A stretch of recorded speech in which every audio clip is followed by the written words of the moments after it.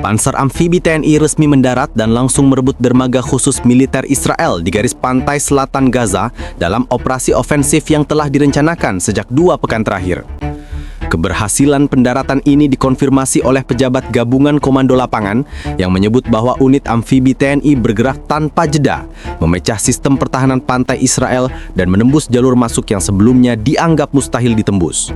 Dalam laporan awal, pertempuran berlangsung intens selama 27 menit pertama dengan kontak tembak jarak dekat yang menyebabkan 22 tentara Brigade Golani tewas di titik dermaga dan area pos pengamanan yang menghadap laut. Otoritas militer menyatakan bahwa operasi ini menjadi salah satu serangan langsung paling signifikan terhadap aset khusus Israel di kawasan pesisir. Panser amfibi TNI menangani gelombang pertama perlawanan dengan dukungan tembakan terarah dari unit marinir, memungkinkan pasukan darat memasuki dermaga tanpa kehilangan kendaraan. Sumber lapangan melaporkan bahwa jalur masuk dermaga yang biasanya dijaga ketat oleh tentara Golani sudah dipetakan sebelumnya, sehingga manuver TNI dapat dilakukan secara presisi dan meminimalkan risiko. Data awal memperlihatkan bahwa Israel gagal merespons dengan cepat ketika panser amfibi mulai menekan pertahanan depan. Sistem pengawasan pantai yang bergantung pada radar garis pantai sempat tidak aktif selama 5 menit, memberi celah bagi TNI untuk menempatkan 2 panser sekaligus di jalur pendaratan. Dalam periode ini, TNI berhasil menetapkan posisi tembak superior sebelum Golani mengerahkan bala bantuan. Pertempuran yang terjadi kemudian berlangsung cepat dan memaksa Israel menarik unit-unitnya dari bagian timur dermaga. Selain menewaskan 22 tentara Golani, operasi ini juga mengakibatkan kerusakan pada 2 pos menara pengawas, 3 kontainer logistik dan 1 sistem pengarah drone yang ditempatkan di sisi barat dermaga. TNI menyebut bahwa prioritas utama mereka adalah memastikan dermaga tidak dapat digunakan kembali sebagai titik masuk atau keluar pasukan Israel dalam beberapa hari ke depan. Evaluasi tambahan masih dilakukan untuk memastikan seluruh area dermaga telah berada di bawah kontrol penuh unit gabungan TNI.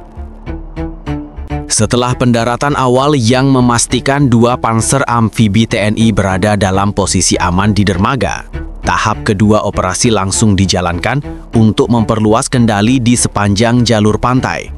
Komando lapangan memerintahkan agar pasukan yang turun dari kendaraan bergerak cepat menuju 3 sektor kunci. Sektor barat yang berisi gudang logistik kecil, sektor tengah yang menjadi jalur mobilisasi pasukan Golani, dan sektor timur yang terhubung ke pos radar pendek. Pembagian ini dilakukan untuk memutus jalur komunikasi Israel dan menahan upaya konsolidasi pasukan mereka. Unit infanteri TNI yang menyertai panser amfibi bergerak dalam formasi terpecah namun terkoordinasi, memanfaatkan struktur dermaga sebagai perlindungan alami dari tembakan Israel. Dalam laporannya, salah satu komandan lapangan menyebut bahwa respon awal Israel sangat agresif, dengan beberapa tentara Golani mencoba mengurung pasukan TNI dari sisi timur dermaga. Namun upaya tersebut digagalkan oleh tembakan penekan dari turret panser amfibi yang menahan pergerakan Golani di titik tersebut selama hampir 5 menit penuh. Di sisi barat dermaga, tim TNI berhasil menemukan sisa amunisi Israel yang ditinggalkan tergesa-gesa akibat manuver cepat dari pasukan Indonesia. Peralatan tersebut terdiri dari peluru senapan, flare sinyal, dan 2 unit radio taktis. Temuan ini membantu memperjelas bahwa Israel tidak mengantisipasi pendaratan amfibi dalam skala ini, sehingga pasukan mereka tidak sempat mengamankan logistik penting sebelum melakukan kontak tembak.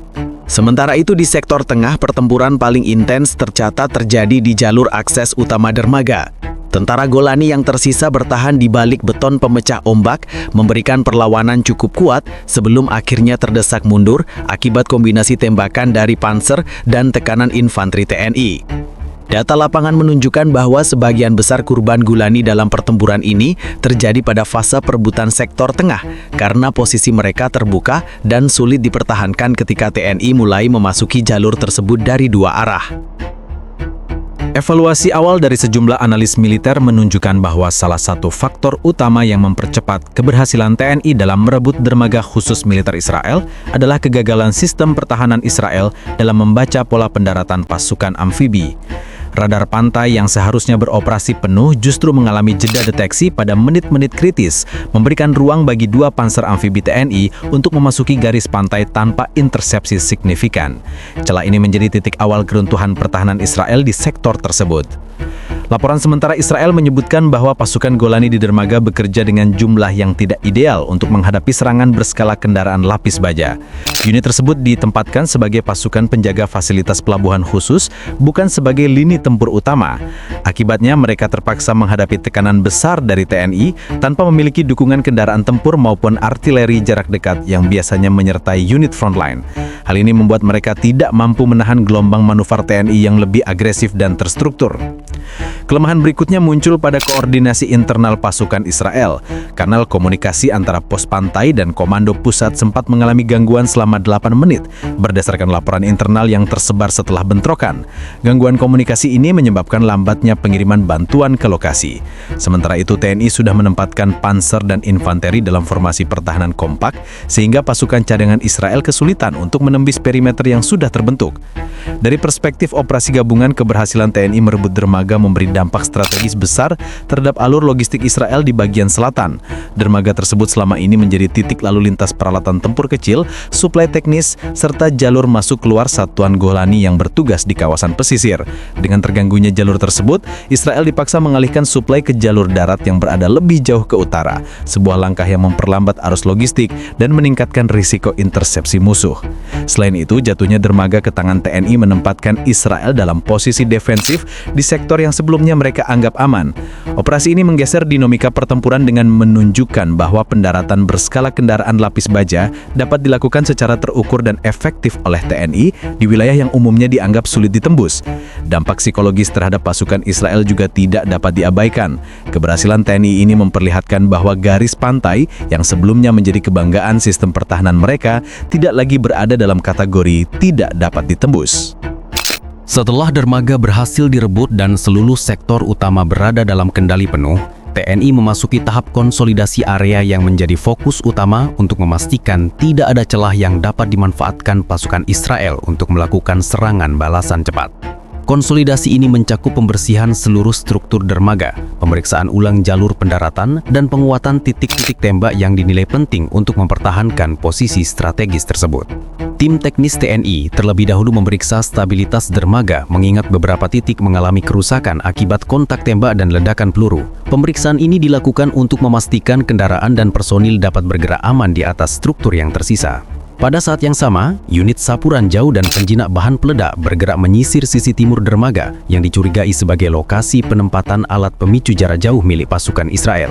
Hingga laporan terakhir, tidak ditemukan bahan peledak aktif, namun beberapa komponen kabel detonator berhasil diamankan untuk analisis lebih lanjut. Dalam lingkup pengamanan perimeter, TNI menempatkan 4 pos tembak baru di area yang mengarah ke jalur darat, khususnya di titik yang berpotensi menjadi arah datangnya pasukan cadangan Israel. Pos-pos ini dilengkapi senapan mesin berat yang memiliki jangkauan cukup untuk menghentikan pergerakan cepat kendaraan ringan milik Israel. Selain itu, satu unit panser amfibi tetap bertahan di sisi pantai sebagai kendaraan pendukung yang siap bergerak jika terjadi perubahan situasi mendadak. TNI juga memperluas area aman sejauh kurang lebih 300 hingga 400 meter dari garis pendaratan awal. Patroli interval dilakukan secara bergantian untuk memastikan tidak ada pasukan Israel yang mencoba menyusup kembali ke sekitar dermaga. Jalur darat yang mengarah ke fasilitas logistik Israel berhasil diputus sementara waktu sehingga memperlambat potensi pengiriman bantuan atau upaya serangan balasan terkoordinasi. Dalam proses konsolidasi, TNI menemukan sejumlah dokumen fisik dan perangkat elektronik yang ditinggalkan pasukan Golani ketika mundur terburu-buru. Dokumen tersebut mencakup catatan patroli, daftar rotasi penjagaan, serta penandaan titik rawan di sekitar pesisir. Informasi ini dinilai berpotensi memberikan gambaran lebih jelas tentang pola pengamanan Israel di kawasan tersebut dan dapat dimanfaatkan dalam operasi lanjutan.